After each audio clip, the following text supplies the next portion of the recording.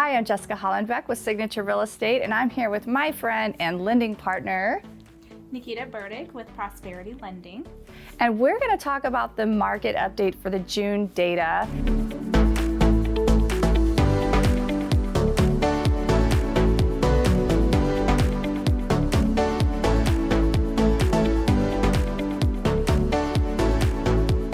There's a couple key takeaways here. The median home price dropped for the first time in 2 years, and we had almost a double of the inventory, and that is significant because that is somewhat changing the demand and supply and demand of the market. So we're going to dive into some of the results of what came out, and the first thing we're going to talk about is the median home price. So it was down literally 0.4%, $2,000 from what it was last month. It was $482 last month, and now it's $480,000. But it's still an increase of like 21% since last year. Why have we not seen any more of a decrease in the median home price from your perspective with the current environment of inflation rates and all of the factors we see today? Well, we saw in June that the CPI came out and the inflation rate was much higher than we expected. That caused rates to go up, and that caused, frantic in the market, the bond market, the stock market, the crypto market. People were freaking out about purchasing. And then the Fed did a hike of 75 bips that month. They were only going to do 50, but they would do 75. The market actually responded very, very well to that. The CPI is going to release again on Wednesday, and depending on what that inflation number is, we're going to either see the Fed hike do a 50 bip hike or a 75 bip hike, and that will kind of tell what rates are going to do in the future. I think that the large part of maybe not seeing so much change is the rates are increasing. Exactly. It really comes down to buyers. We saw, I did the numbers for last month, it was 291 back on the markets. That's pretty significant. Those people canceled and those properties had to go back on the market. And that's been happening, but it's definitely more now because sometimes they can't afford the property anymore when the rate wasn't locked early enough. And literally last month, what was the highest rate you saw? Well, so when that happened, when the CPI came out, we saw rates go from mid-5s up to mid-6s, so 6.5%. Had the Fed not done the 75 bip hike, it probably would have gotten in the 7%.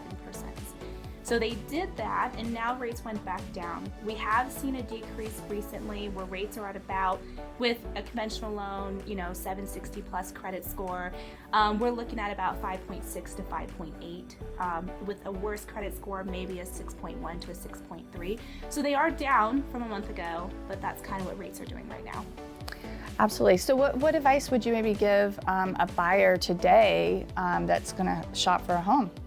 Yeah, so one good strategy that I've been seeing happening a lot is, let's say the home is listed at $400,000. Instead of offering $390,000 and going 10 grand under, that's going to save you about $54 a month, give or take, depending on how much you're putting down. If you instead have the seller put that $10,000 so you can get a 5% instead of a 5.875% rate, that's going to save you like $200 a month. And that could really make a difference if someone qualifies or not, because their debt to income ratio could be very tight with these new rates. Exactly. So the sellers out there need to understand that the buyers are needing these concessions now. And the buyers are putting contingencies back in place. And they're using the contingencies like their loan contingency, if needed, to cancel and move on. And people are being told they cannot afford as much of the house as they thought they could. It's kind of like a shock.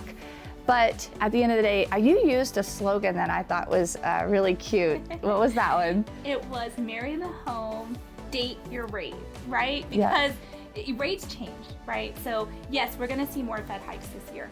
Rates are probably going to go up this year. But next year, we expect them to start going down. You can always refinance the rate back down. But you can't change the house. If you love the house, then marry the house. Yes, and the rate makes such a big difference in the payment. And most people live in a budget, and I always say that.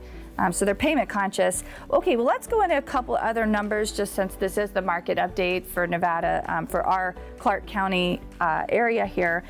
So number of closings went down, meaning there were less homes that sold last month, about 8% difference, but really it's about 24% difference, less homes than last year.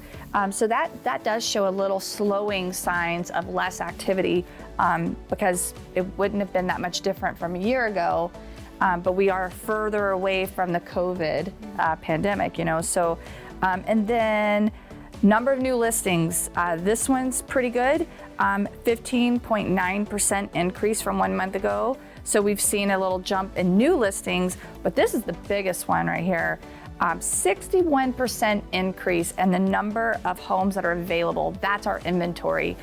So when you're looking at the graph, you'll see this spike at the end, and that spike is going back to pre-pandemic inventory level. If you look closely at 2020, when you're looking at this graph, you're gonna notice that that number is right about, it's 5746, but it's very in line with that pre-pandemic number. So we're gonna watch this and see how it keeps trending, you know, as rates fluctuate.